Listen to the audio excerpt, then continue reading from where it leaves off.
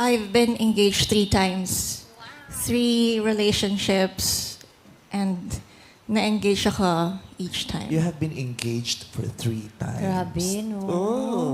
Parang ang swerte na ang malas kung isipin ko. Ang swerte niya, di ba? Oo, Kasi siya yung tatlo. tipong babae na inaayang pakasalan ng mga Correct. lalaki. Correct. Eh yung mga Oo. babae, di ba? Ang daming babae nag-aantay. Kailan kaya ito magpo-propose?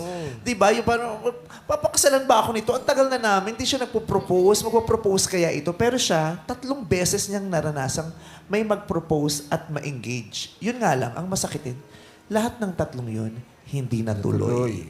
Anong nangyari? Kanino ka unang na-engage?